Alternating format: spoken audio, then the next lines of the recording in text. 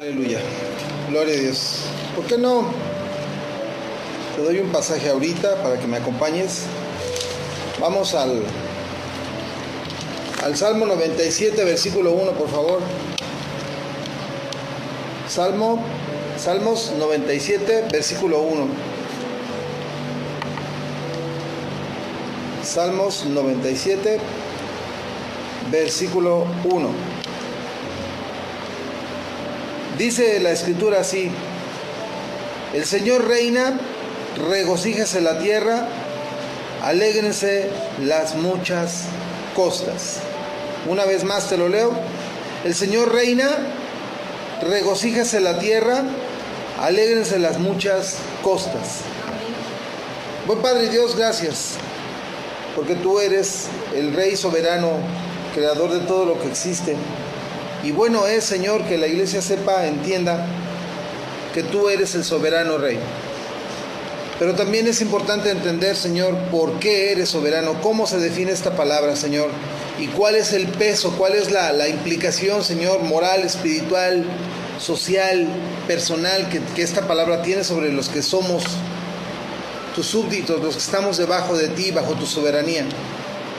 Padre, que en esta hora, Señor, la palabra llegue a nuestro corazón, caiga a nuestro espíritu, que nos permitas atesorarla, recibirla, entenderla, pero también nos permitas, mi Dios, comprender lo que tú quieres para nosotros. Glorifícate en nuestras vidas, tú eres el soberano Rey, y a ti sea la gloria y la honra, Señor, en el nombre de Jesús. Cuando hablamos de soberanía, hablamos de que se refiere al derecho que Dios tiene de gobernar y presidir sobre todas las cosas, y que este gobierno, que esta presidencia no tiene límites. Tenemos que comprender esa parte. Para nosotros que estamos aquí en América, en México, en toda América, es un poco difícil porque nunca hemos estado debajo de una corona. No es fácil entender esto, no es fácil decir, bueno, es que alguna vez tuvimos rey, tuvimos monarca, tuvimos alguien así. Es difícil. Sin embargo, cuando decimos que Dios es soberano, nos estamos refiriendo a que es poderoso y tiene autoridad hasta el punto de poder anular todos los demás poderes y autoridades cerca de él, alrededor de él, debajo de él. Y dije debajo de él, arriba de él no hay. Él es el supremo. Cuando hablamos de algo supremo, estamos hablando de lo más alto, de lo más alto, de lo más alto. Y que después de esa altura ya no hay más. Es el tope, es el techo. Entonces, Charles Spurgeon escribe una anotación que me gustó mucho, la leí, me gustó mucho al estar haciendo este mensaje. Leí esta anotación, dice: no hay ningún atributo de Dios que sea más consolador para sus hijos que la doctrina de la soberanía divina. Te lo leo de una vez más. Charles Spurgeon escribe en una anotación, dice: no hay ningún atributo de Dios que sea más consolador para sus hijos que la doctrina de la soberanía divina. ¿Por qué? Porque eso debe de traerlo. La primera cosa que debe traer a nuestra mente, a nuestro corazón, es que todo está en sus manos. Pase lo que pase, suceda lo que suceda, veas lo que veas, todo está en su poder. No importa qué acontezca, no importa qué suceda, no importa cuál sea el suceso, todo está en su poder. A nosotros nos puede parecer que todo se desbarata debajo de nuestros pies. Está bajo control. A nosotros nos puede parecer que las cosas van muy mal. Está bajo su control. Y cualquier cosa que nosotros pudiéramos ver que no tiene control, no tiene poder, está bajo el control y el poder de Dios. Porque la Biblia dice que Él es soberano, Dios y Rey y Señor. Ahora, yo investigando dije, bueno, soberano Dios, soberano Rey. En algunos lugares de Europa donde hubo monarquía, al rey se le subía de grado. De ser monarca, de ser rey, se le subía de grado y se le decía soberano. Y cuando alguien le dice soberano a un hombre que está sentado en un trono, a un hombre que está sentado en un lugar desde donde se preside, se da a entender que él tiene poder sobre la vida y la muerte. Que si te quiere dar muerte, te puede dar muerte. Si te quiere dejar vivir, te puede dejar vivir. Y nadie, absolutamente, lo puede cuestionar. Está por encima de cualquier cuestionamiento, está por encima de cualquier opinión, está por encima de cualquier crítica, por encima de. Entonces, es muy bueno ir sabiendo estas cosas, es bueno entenderlo, porque Dios hace muchas cosas que no se detiene para explicarle a nadie nada. Dios hace muchas cosas que dicho sea de paso, hace tantas cosas que nosotros salimos beneficiados en todo. Todo lo que Dios hace nos beneficia. Y entonces, pues, se nos ocurrió algún día, por causa del pecado, los daños del pecado, un día se nos ocurrió que había que pedirle cuentas a Dios, que Dios tenía que rendir cuentas. Ya alguna vez conté esta anécdota que en un condado de Estados Unidos a Dios lo tienen demandado y están esperando que venga a rendir cuentas, porque lo tienen demandado por negligencia médica, porque oraron por una persona que no sanó, al contrario se murió, falleció, y lo demandaron, no sé esa corte de verdad cómo se atrevieron a hacer una demanda en contra de Dios, porque pues, para empezar, el cielo y la tierra y su plenitud son de Él. Y si quiere nos quita su tierra, ¿de acuerdo? ¿No estás de acuerdo? Está bien, ¿no estás de acuerdo? Te quita su tierra, punto. Y sin embargo Dios no actúa, no piensa, no razona como nosotros lo hacemos. Pero esto no hace que pierda su soberanía. Y voy a decir algo drástico, fuerte. Tsunamis destruyen la tierra, tsunamis arrasan con poblaciones enteras y Dios no pierde su soberanía. La guerra mata por millones de personas, Dios no pierde su soberanía. Bebés en los vientres de su mamá no llegan a término, Dios no pierde su soberanía. Se deshace el mundo completamente, Dios no pierde su soberanía. No importa qué pase, que se nos viene encima un asteroide tipo Armagedón, se nos viene encima y va a destruir la tierra, Dios no deja de ser soberano.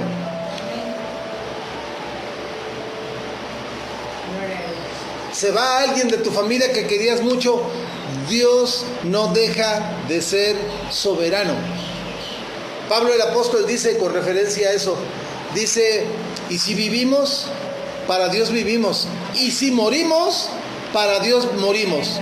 Ya sea que vivamos, ya sea que muramos, Pablo se rinde y se entrega a esta idea, somos del Señor. Dios es soberano. Dios es soberano. Entonces, quiero leerte un pasaje que está ahí en la carta, en el libro de los Hechos, capítulo 4. Hechos, capítulo 4, versículo 24.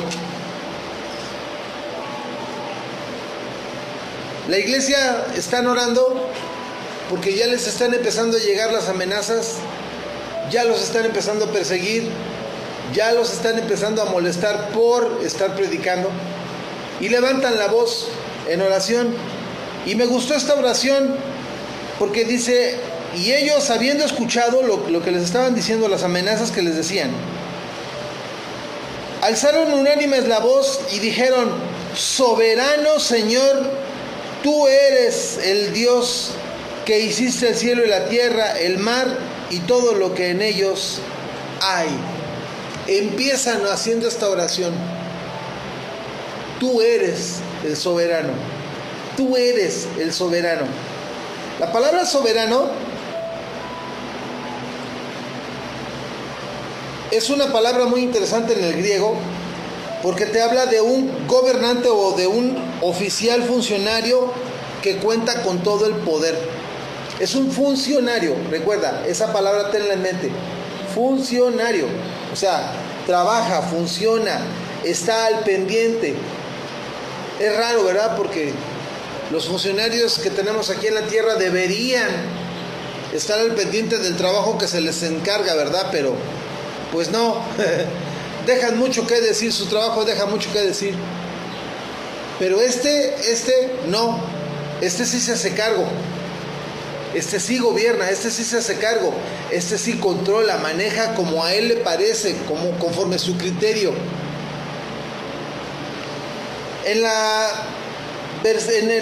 Acompáñame acá también a la carta a Timoteo, primera carta a Timoteo.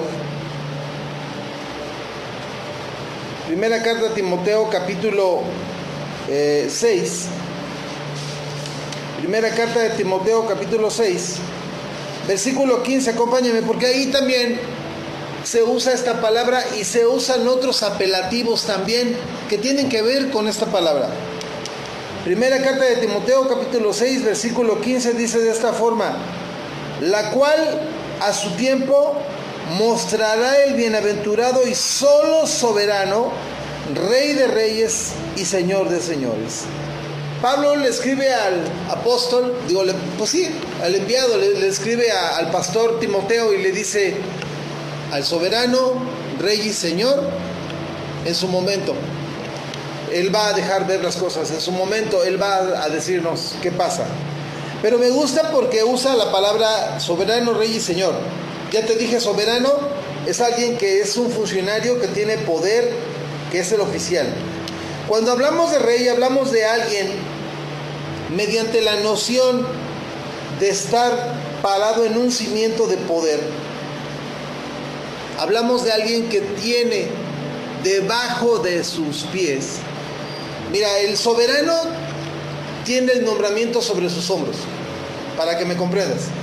Lo tiene sobre sus hombros, es un nombramiento, lo tiene sobre sus hombros y esto le hace funcionar, porque tiene el nombramiento. El rey da la idea, dice la descripción en el griego, da la idea de estar sobre un cimiento de poder, donde debajo de sus pies está parado sobre un cimiento de poder. Lo voy a poner de esta forma: el soberano tiene el llamamiento y ejerce el poderío, pero para poder ejercer ese poderío debe de estar parado sobre un cimiento, algo establecido debajo de sus pies. ¿Y qué crees? Debajo de sus pies establecido está toda una constitución, está todo un gobierno, está un ejército, están gobernantes, están consejeros, o sea, todo eso lo sostiene a este soberano. Todo eso. Pero sobre todo, aquí lo manejamos nosotros en nuestro país como un poder legislativo, jurídico y ejecutivo y judicial. O sea, son tres poderes. Digamos que él cuenta con lo mismo, pero está a sus pies. Está a sus pies todo esto. Por eso se llama rey. Pero fíjate qué interesante. Cuando dice Señor, le dice Pablo a Timoteo que es Señor. La palabra Señor es la palabra kurios en el griego. Te habla de una supremacía.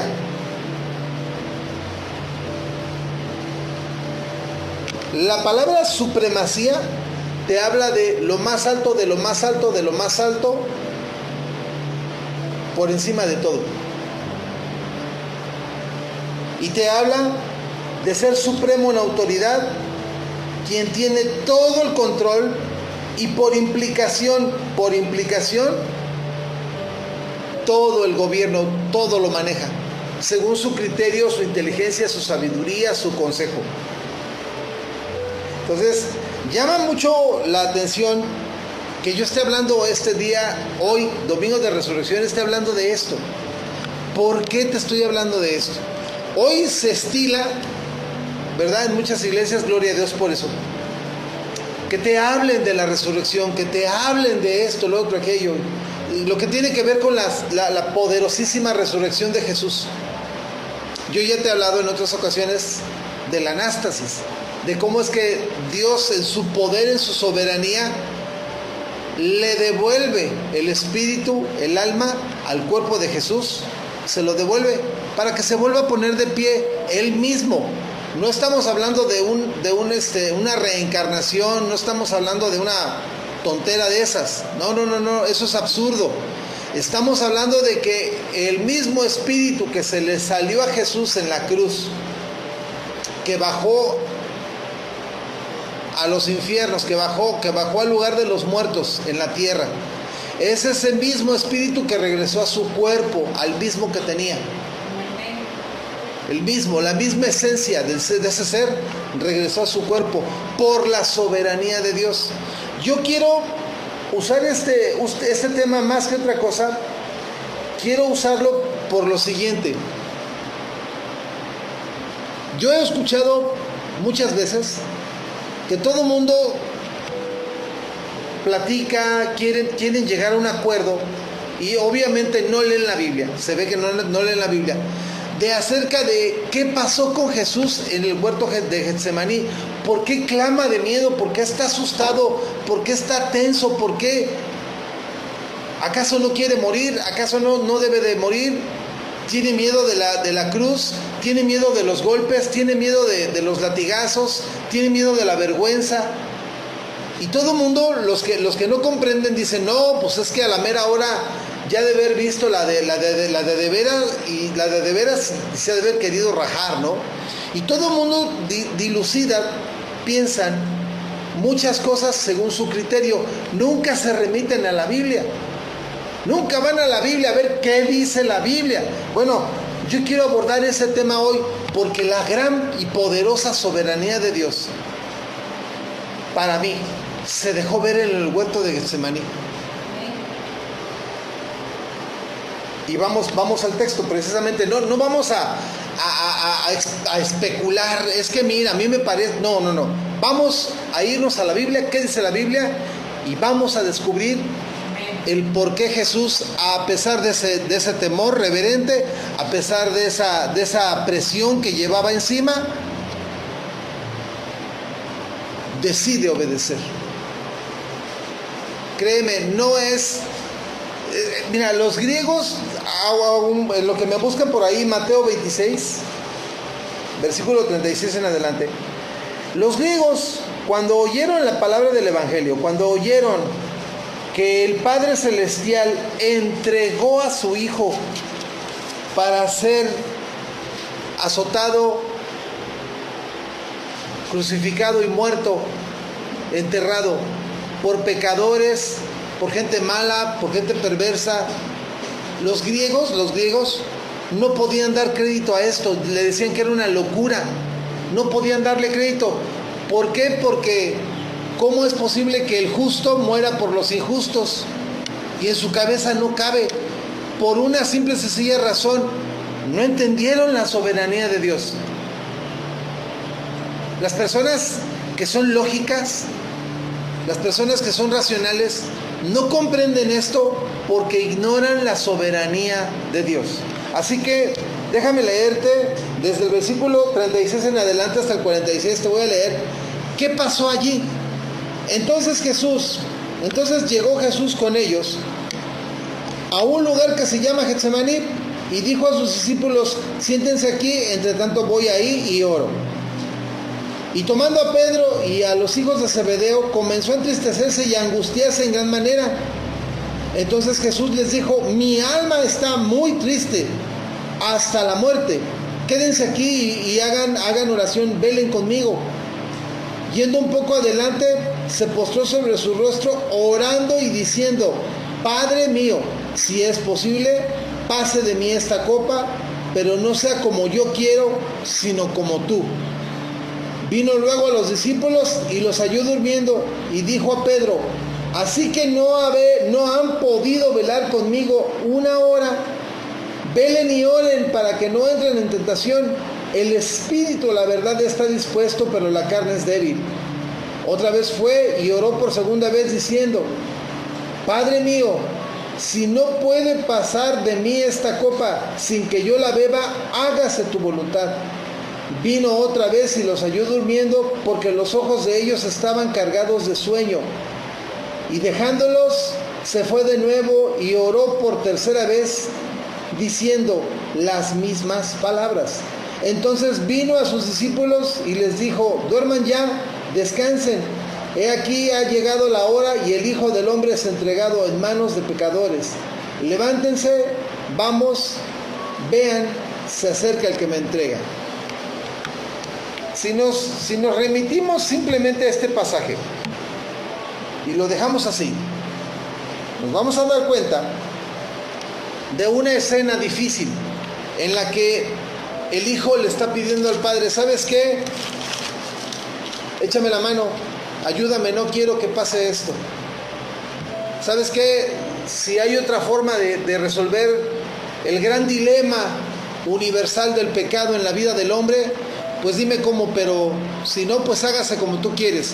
Estoy parafraseando. Todo el mundo vemos hasta aquí.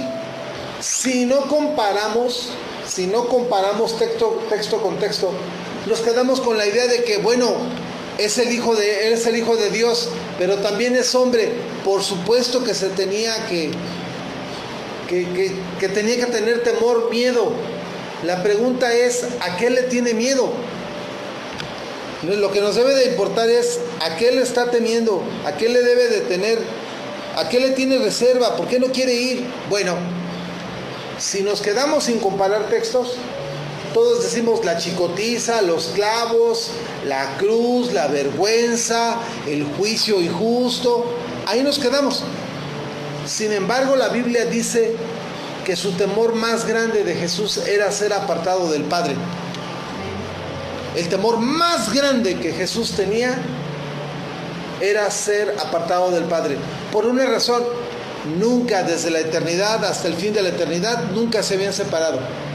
Ahora, el hecho de que Jesús esté en la tierra no quiere decir que está separado del Padre. La Biblia dice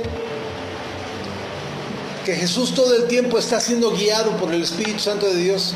Todo el tiempo está en comunión con el Padre, todo el tiempo está oyendo al Padre, y solo lo que oye del Padre es lo que puede repetir. Todo el tiempo.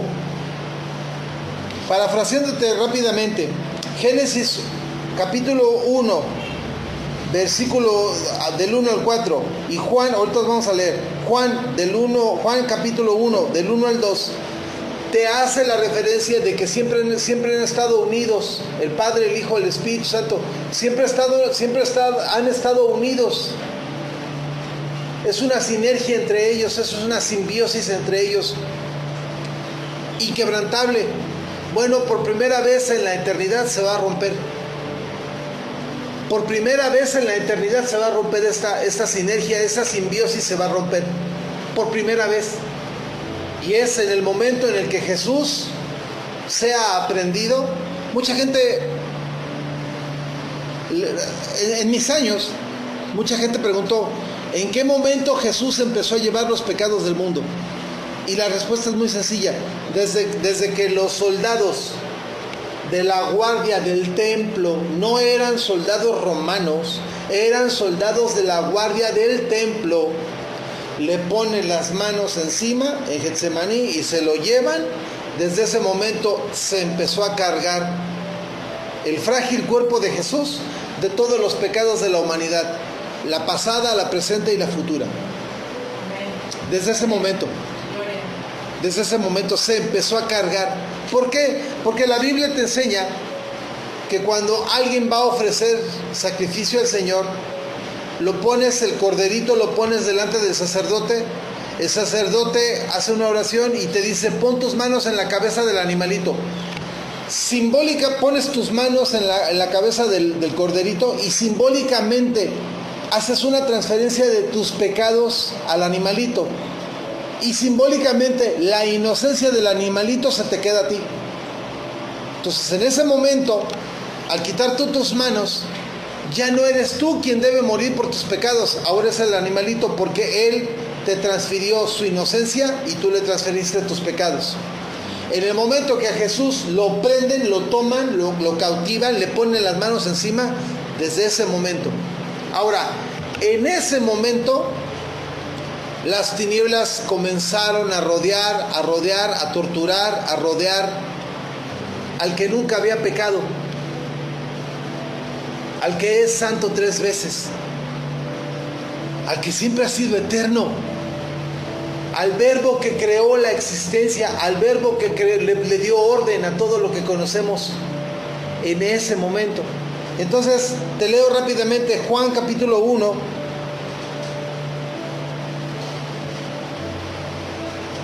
versículos del 1 al 2.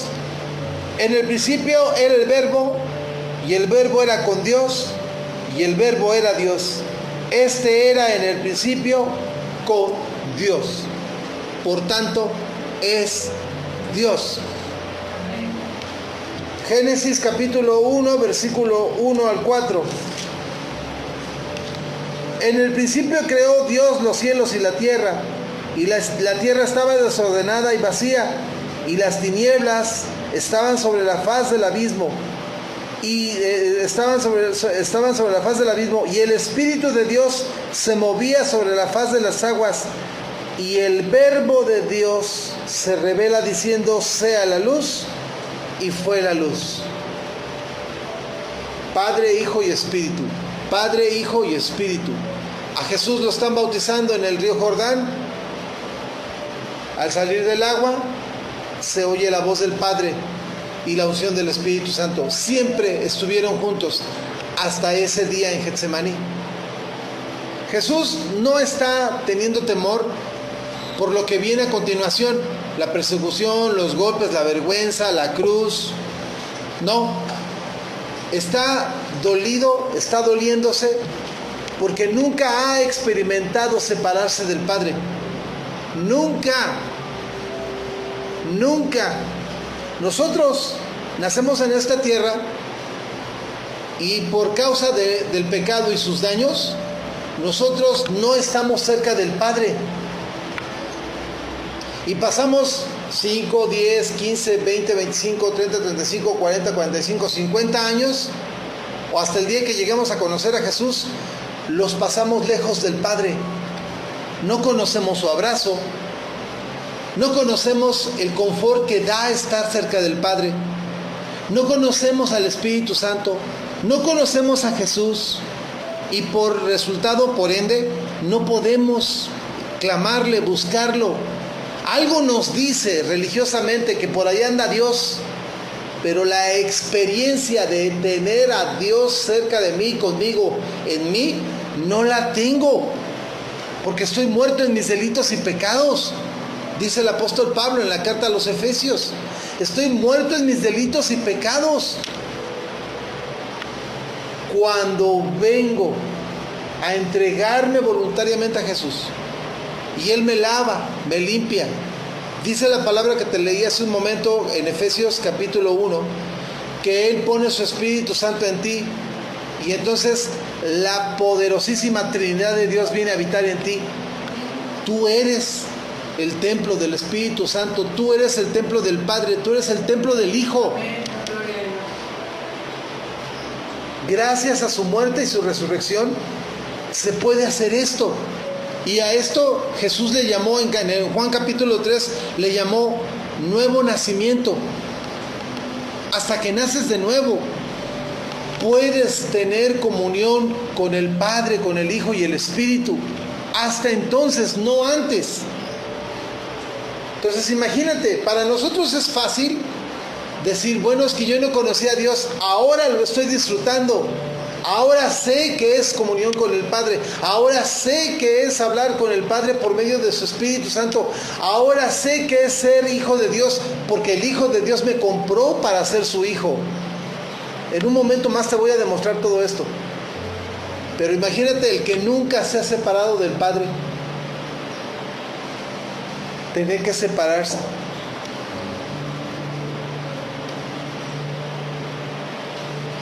Ese es el dolor más grande jamás conocido. Porque se alejó por nuestros pecados, se alejó del bienestar, de la comunión, se alejó de la paz que da estar con el Padre. Por eso en Isaías se dice: tú guardarás en completa paz a aquel cuyo pensamiento en ti persevera, porque en ti he confiado. Jesús, por el pecado, ya no pudo experimentar esto y empezó a ser torturado. Primero su mente, luego su espíritu, luego su alma, de tal manera que, mira, sudaba sangre.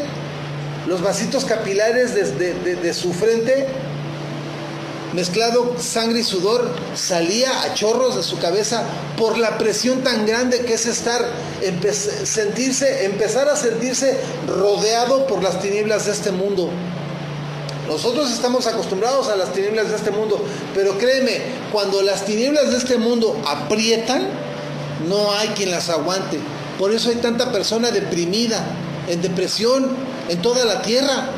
Seres humanos por todos lados deprimidos hasta la muerte. Prefieren quitarse la vida que seguir sintiéndose deprimidos. Y lo que no saben es que no es necesario que se mueran, tienen que nacer de nuevo. En el momento que nazcan de nuevo, adiós depresión, adiós poder de las tinieblas, adiós.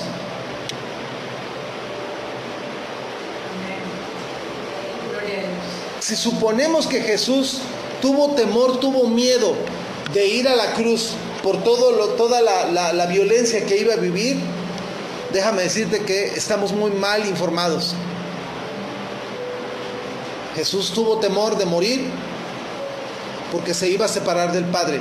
Ese era el dolor más grande jamás llevado por Dios mismo. ¿Tú crees que Dios no lo sufrió en el cielo? Claro que sí. Isaías dice que por un breve momento quitó sus ojos del Hijo. Ya no lo pudo mirar al Hijo porque estaba invadido, cundido de pecado, y retiró sus ojos de Él. El Espíritu Santo ya no pudo tener comunión con Él. El Hijo quedó a merced de las tinieblas de este mundo. Y eso fue un dolor gravísimo para el corazón del Padre Celestial. Todos los ángeles se enmudecieron, se quedaron callados del dolor que el Padre también experimentó en el trono de su gloria al tener que quitar sus ojos del Hijo. Porque ya no hay relación. Está lleno de pecado, ya no hay relación. Ahora, todo el mundo dijéramos, como los griegos, pero ¿para qué tanto dolor? ¿Para qué tanto sufrimiento? Esto se hubiera podido arreglar de otra forma.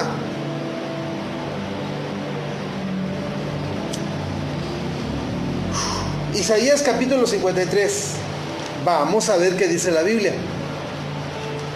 Isaías capítulo 53.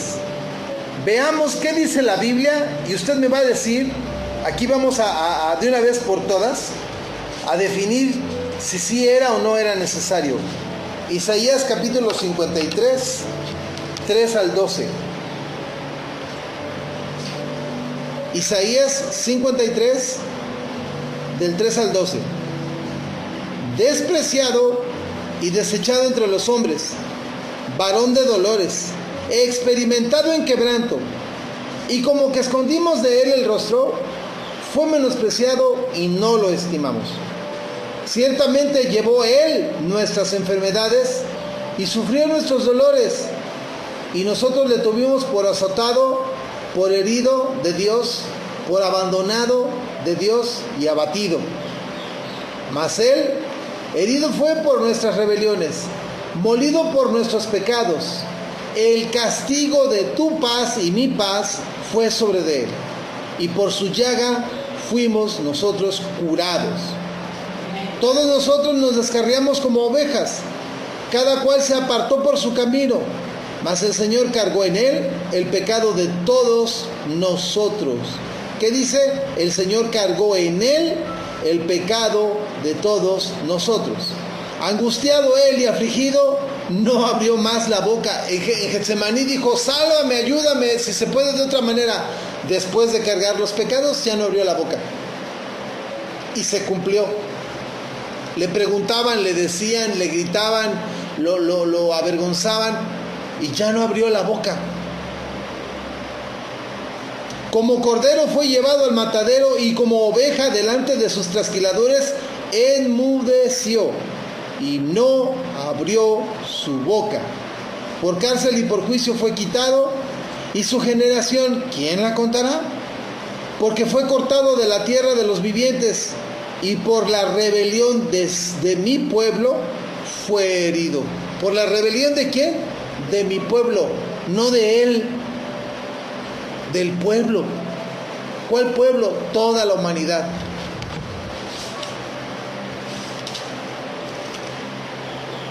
Dice, se dispuso, versículo 9,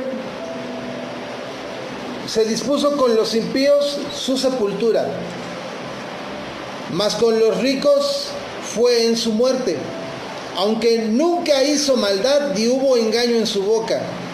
Con todo eso el Señor quiso quebrantarlo, sujetándole a padecimientos. Cuando haya puesto su vida en expiación por el pecado, verá linaje y vivirá por largos días, y la voluntad del Señor será en su mano prosperada. Verá el fruto de la aflicción de su alma y quedará satisfecho. Por su conocimiento justificará mi siervo justo a muchos y llevará las iniquidades de ellos. Por lo tanto, yo le daré parte con los grandes, y con los fuertes repartirá despojos, por cuanto derramó su vida hasta la muerte y fue contado con los pecadores, habiendo él llevado el pecado de muchos y orado por los transgresores. Si uno no comprende la soberanía de Dios, si uno no cruza pasajes bíblicos que nos den más luz, hasta aquí podríamos decir que Dios es tan injusto. ¿Cómo es posible que dejara morir al Hijo, a quien tanto amaba, a quien tanto le sirvió, a quien lo honró por todo Israel, de cabo a rabo, de frontera a frontera, honrando y llevando el nombre del Señor por todos lados, glorificándolo en cada momento? Si no supiéramos y no tuviéramos más conocimiento, sabríamos esta idea: qué injusto Dios. Así le hace Dios a los que le sirven, los abandona, los deja a su suerte, que sufran. Porque aquí dice que Dios lo quiso someter a toda esta presión. Dios quiso, pero entre líneas vemos que tenía un propósito, que la única forma de librar a la humanidad era con sangre humana. No había otra. Y el Señor desde mucho antes le dijo a Adán y a Eva: voy a traer a alguien de su descendencia, de ustedes, voy a traer a alguien. Él les va a dar libertad, Él los va a redimir, Él les va a mostrar el camino otra vez a mi presencia, al lugar de descanso. Créeme, el Edén no es un lugar con flores, pastito, un sol que no queme, aguas de descanso. Eso no es el Edén. El Edén es el Padre Celestial. Es el lugar donde está tu descanso, tu reposo. Puedes estar rodeado de 1001 cosas que te quieran lastimar, destruir. Pero si tu corazón está en el Edén, si tu corazón está en el Padre, tú estás tranquilo. Por eso dice Isaías: tú guardarás en el Edén a aquel cuyo pensamiento piensa en el Edén y se quiera quedar en el Edén. Ay, pero ¿por qué intercambias Edén por Padre? Misma cosa. Perdón, Señor, no te quise decir cosa. Pero es mismo tema. El Padre es nuestro Edén. Nuestra vista, nuestro objetivo debe de ser llegar al Padre una vez más. Y para eso vino Cristo. Para eso murió. Por eso llevó sus clavos. Por eso llevó los golpes. Por eso llevó la cruz 650 metros caminando desde el templo hasta el Gólgota. 650 metros. Y luego de subida, otros 200 de subida. Imagínate. Ahí le tuvieron que ayudar a cargar el madero. Para que tú y yo regresáramos al Padre. Para que tuviéramos derecho, otra vez tuviéramos derecho de estar en Edén. En las delicias. Edén significa eso. Delicias. Las delicias. El Señor dice en los Salmos, delicias a tu diestra por siempre. ¿A dónde? A tu diestra. En tu presencia hay plenitud de gozo, dice otra porción. Entonces, no eran los golpes, no era nada de estas cosas. Era separarse de las delicias que vivía con el Padre. Pero asumió el costo, asumió el riesgo y obtuvo un resultado.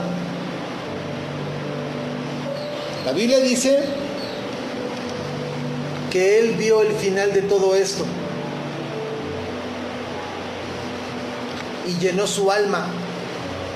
El final de todo esto llenó su alma, dijo, estoy complacido, adelante. Por eso en la cruz grita, consumado es. Antes de entregar el Espíritu, por eso dice, ya acabé, ya terminé, esta obra está concluida. Por eso. Y puede entregar el Espíritu al Padre Celestial, entrega el Espíritu y listo.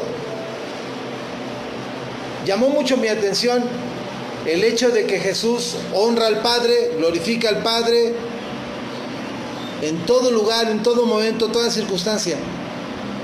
Y a la hora de entregarle el alma, entregarle el Espíritu,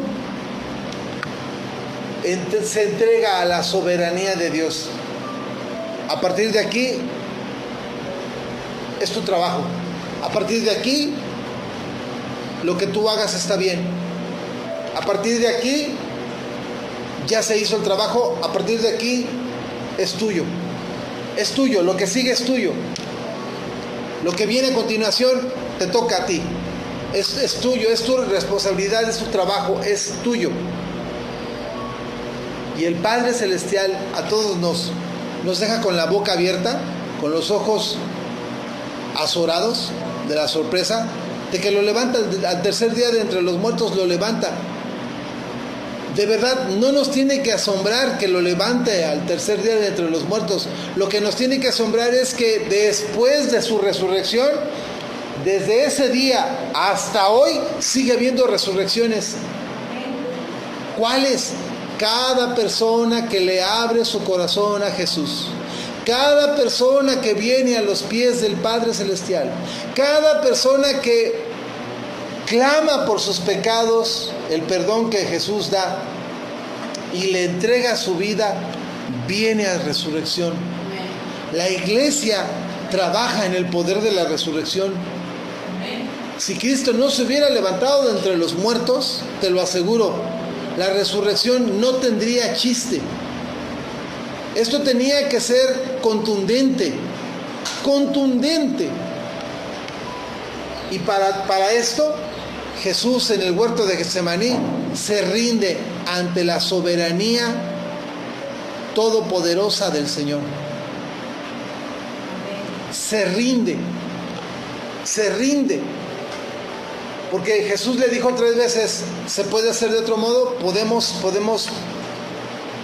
buscarle otra manera? Y el Padre le dice, no. los clavos en el cuerpo de Jesús, las espinas en su cabeza, es un no. Se tiene que hacer así. Es un no. Padre, yo no me quiero separar de ti. Por un breve momento, dice Isaías, por un breve momento. Y Jesús se rinde a la soberanía de Dios. De acuerdo, un breve momento con Jesús. El Padre le contesta y le dice, es por un breve momento. Los dolores, la vergüenza, la pena, el sufrimiento, es por un breve momento. Se tiene que hacer así para que mi pueblo venga voluntariamente. Tú sabes, la muerte de Jesús es lo más atractivo que hay, porque nadie podemos dejar de decir de su resurrección. Nadie podemos dejar de mencionar la resurrección. Y eso lo hace tan atractivo, que todos vienen voluntariamente. Todos vienen voluntariamente. Mira, Isaías 8:18 dice así. Isaías 8:18.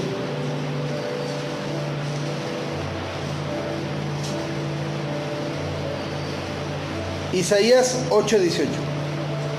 He aquí yo, hablando Jesús, y los hijos que Dios me dio, somos por señales y presagios en Israel, de parte del Señor de los ejércitos, que mora en el monte de Sión. Pero me gusta la frase, yo y los hijos que Dios me dio. Jesús no se casó. Dices, ¿cómo pudo engendrar hijos? Bien fácil, por la fe. Sencillo. Si usted cree que nada más se engendra al modo tradicional entre hombre y mujer, a usted le falta Biblia. Le falta mucha Biblia. La palabra del Señor dice que se engendran hijos por la fe. Si no, pregúntele a Abraham. No deja de tener hijos hasta el día de hoy. Porque Jesús le prometió, tu descendencia será tan grande como las estrellas de los cielos, tan innumerable como la arena del mar. El mismo Abraham, lleva a tu hijo al monte que yo te voy a decir y ahí me lo entregas. Y Abraham se rindió a la soberanía absoluta de Dios. Yo vi una película, me cayó muy gorda, desde el primer momento me cayó gorda, porque Dios le dice a Abraham, se le aparece y le dice, haz esto, lleva a tu hijo a este monte, ahí me lo vas a sacrificar. Y empieza el otro, no, mi hijo amado, no. ¿Sabes una cosa? Eso no es real, eso no es verdad. Abraham tomó a su hijo, tomó la madera, tomó 2 criados, tomó un cuchillo y se encaminó a 3 días de distancia, se encaminó.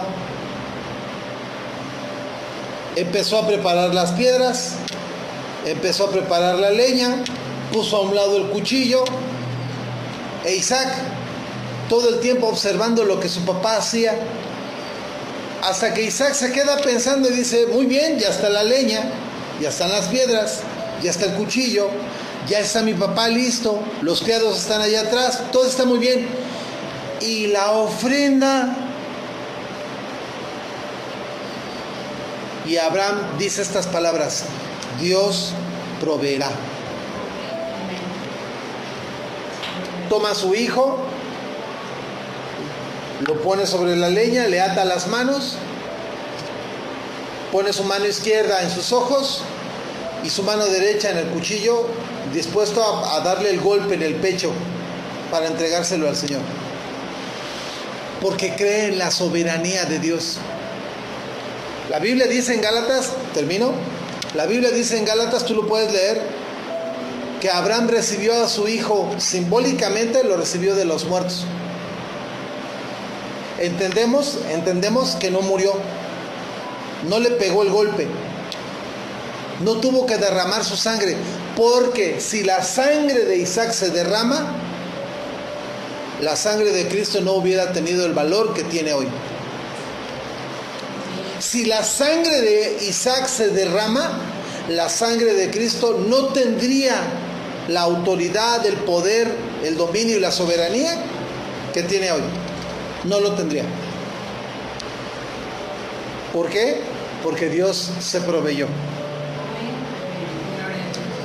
Cuando ponemos todo, mira, el tema da para mucho, pero cuando ponemos estas cosas en perspectiva y las conectamos como deben de ir, nos damos cuenta que Dios tiene el control, tiene completa autoridad en todo este tema. Y solo había una manera de salvar a los seres humanos, no había otra. Todo el mundo, de paso, ahí te ponen unas imágenes más absurdas y torpes. Ahí tienes a Jesús echando vencidas de mano con un demonio, ¿no? Suponemos es Satanás. ¿Sabes? Tal cosa es absurda. Absurda. Porque no era Satanás el dueño de la humanidad. El dueño de la humanidad es Dios, porque eso dice la Escritura. De Dios es la tierra y su plenitud. Cuando hablamos de plenitud es lo que llena la tierra. Solo que toda esa plenitud humana estaba bajo demanda judicial celestial. No era el diablo nuestro dueño. Nuestro Señor era el pecado. El pecado nos tenía separados del Padre. Y para resolver esta circunstancia judicial, había que hacer los pagos necesarios, había que presentar al abogado, había que satisfacer la justicia divina. Soberano Dios, soberano Dios. ¿Quién le puede decir qué haces? Como dice Nabucodonosor en el libro de Daniel. Él es el soberano, dijo Nabucodonosor. Lo reconoció como el soberano de todos los reyes habidos y por haber en la tierra, de cualquier poder y autoridad jamás conocidas. Y le dijo, Él es el soberano. ¿Quién le puede agarrar la mano y decirle, oye, detente, ¿qué estás haciendo? Nadie. Él quita y pone, hace y deshace. Él levanta y destruye, edifica y derriba.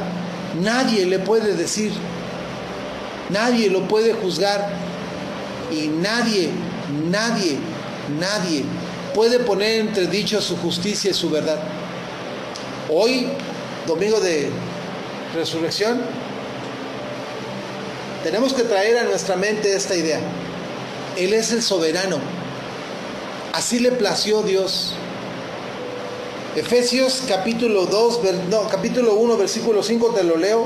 Estuve meditando en él esta mañana y no quiero irme sin leerlo. Efesios capítulo 1, versículo 5. Dice de la siguiente manera.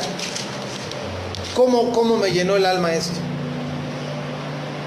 En amor, habiéndonos predestinado para ser adoptados hijos suyos por medio de Jesucristo, según el puro afecto de su voluntad. Y me detuvo un buen rato, el afecto de su voluntad. En español nosotros lo leemos así. En inglés, traducido del inglés, dice, por la soberanía de su deseo, se efectuó su voluntad. Así se define. Tomó una decisión y con toda su soberanía la llevó a cabo, sin preguntarle a nadie, sin consultarlo con nadie, sin detenerse a hacer un consenso político, social. Oigan, ¿cómo ven? ¿Está bien? No era necesario. No era necesario. Por el puro afecto de su voluntad. Algún día dijo Armando estas palabras, porque se le pegó su real gana. Uno se queda pensando, ¿qué Dios tan malo que deja que los tsunamis? ¿Qué Dios tan malo que deja que los temblores? ¿Qué Dios tan malo que deja que los pecadores? ¿Qué Dios tan malo que deja que las guerras, los asesinatos, la lucha de poderes en este mundo, la política? ¿Qué Dios tan malo? Déjame decirte algo, es soberano. Y un día tus ojos y mis ojos vamos a ser testigos de cómo va a llamar a todos ellos, los va a llamar a comparecer, y no va a faltar uno solo. Esa es nuestra confianza. Por ahora este mundo pareciera que corre sin desenfreno y corre a su destrucción y a su muerte inminente. Pero créeme, todo le va a rendir cuentas a Él algún día, y vamos a ser testigos, con nuestros propios ojos lo vamos a ver. Gózate, alégrate, porque tienes un soberano Rey y Señor que antes de verte perder en un lago de fuego, entregó a su Hijo por ti y por mí. Y después de haberlo entregado, lo levantó de entre los muertos, para garantizarle a todos los que creen que esto es así como Él dice. Buen Padre y Dios, te doy gracias. Honramos tu nombre en esta hora y te damos toda la gloria y la honra, porque tuyo es el poder. Tuyo es el dominio, tuya es la soberanía y la majestad, y no hay Dios después de ti. A ti sea la gloria, el honor y el poder, la honra y la majestad por los siglos de los siglos, para siempre. Amén. A ti sea el poder. Señor, nos rendimos ante tu soberanía. Nos rendimos ante tu poder, ante tu majestad, y declaramos que tú eres el Rey soberano. Tú tienes derecho sobre todo lo que existe, tú tienes autoridad, poder y dominio. Tú quitas y pones, tú destruyes y edificas, creas y destruyes. Tú eres el Señor. A ti la gloria y la honra, Señor, porque dentro de todo este plan maravilloso de creación, tomaste la decisión de ir a la cruz. Tomaste la decisión de separarte del bien, de la bondad, separarte del bienestar completamente, para entregarte por todos los seres humanos que tú creaste y formaste. Esto no es fácil de entender, pero no hace diferencia, ya lo hiciste. Te inmolaste desde el principio de la creación, fuiste inmolado. Y con tu sangre nos has hecho para Dios sus reyes, sus sacerdotes. ¿Qué Dios hace estas cosas en la tierra y en el cielo y en el mar y en ningún otro lugar? Cualquier reino, el que sea, no hay Dios como tú en ninguno de esos reinos. Tú eres el todopoderoso Dios gobernador de este y cualquier otro gobierno y reino jamás conocido. En el macro, en el microcosmos, tú eres el Señor. A ti sea la gloria y el poder y la alabanza y la adoración por los siglos de los siglos. Amén y amén.